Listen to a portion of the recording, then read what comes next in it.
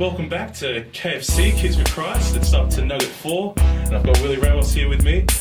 Willy, we just had a chat to you about your consciousness kicking in while you're in the game. So now the voice in my head was saying that I was wrong.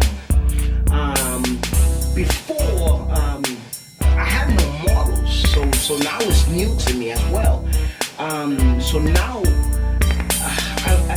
now it's like, now what? Now I have to live with the consequences of my sins, of every bad thing that I did.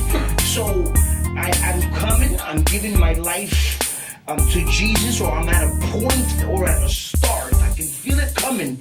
I can feel Him coming to my life because I heard Him for the first time. But now, guilt creeps in.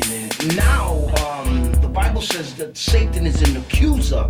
So now he's accusing me. No, you can't leave the gang, man. You're guilty of this. You're guilty of that. And then I start feeling bad instead of feeling good, like a relief. Now I start feeling even more scared now. Now, what are they gonna think? I just walked out of a gang violation, you know? Now what? So I'm thinking to myself at night, I made a little kid bleed and I split his head. I stabbed 2 people.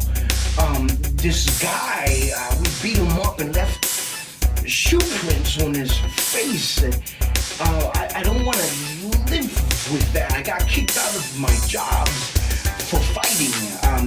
Got kicked out of my house for fighting. So now I'm feeling suicidal. Now I hate my life. I hate the world even more.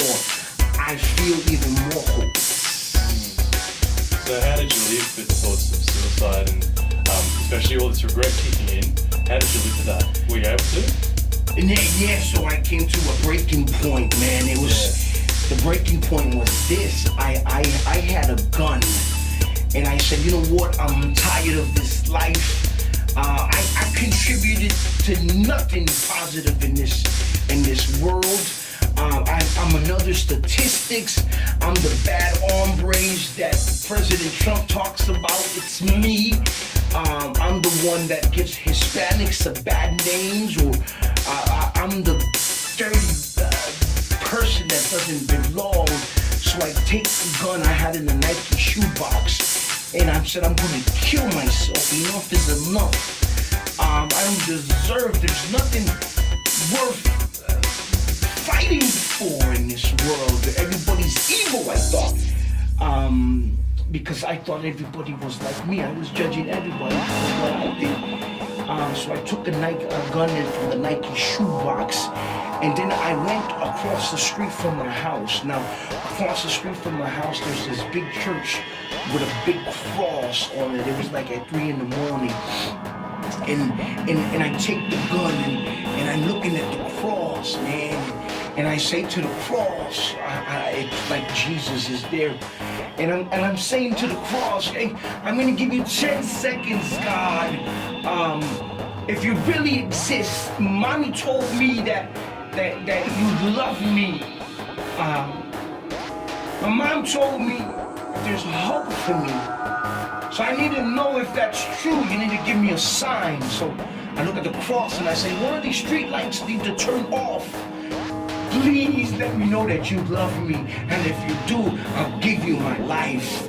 I'll give you my life. And then I gave God 10 seconds, man. I said, God, I'm gonna give you 10 seconds for one of these street lights to turn off. And I start counting 1, 2, skip a few, 8, 9. And you know, when you get to 9, you go 9 and a half. And then you go 9 3/4. I don't know what 3/4 is. And then you do a slow motion. And then you start tapping your feet. 10. And nothing happened, man. The silence of heaven. And I went back home, man, and I put the gun right here in my temple, and then I put it in my heart. And then I put it right here in my shin. And then finally I put it in my mouth.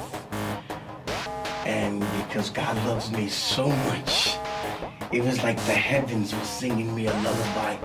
rock-a-bye, baby. Because I had a gun in my mouth for 8 hours. I fell asleep. I was so exhausted from crying that I fell asleep with the gun in my mouth. And the gun never went bang. I've been to a place where my homeboy has a gun and he puts it on the table and nobody pulls the trigger and it goes off by itself.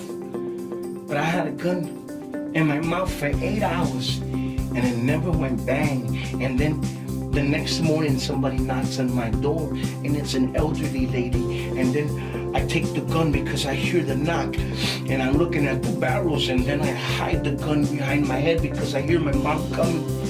And my mom starts coming and walking to the door, and it was an elderly lady. She was my guardian angel.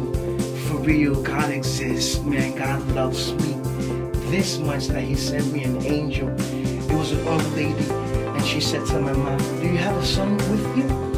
And then my mom said, "Yeah, I have 2 sons. One's in Georgia, one's here."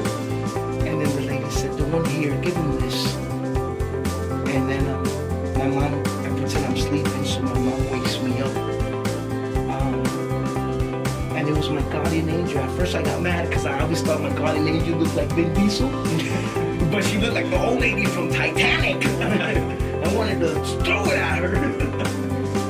But the medallion was a picture of Jesus with his arms held open wide, saying, "Prodigal son, come home. I never left you, you left me." And that day I got on my knees and I said, "Jesus, I don't want to die no more." And He whispered in my ear, "You don't have to. I already died for you." All right, stay tuned for the last nugget.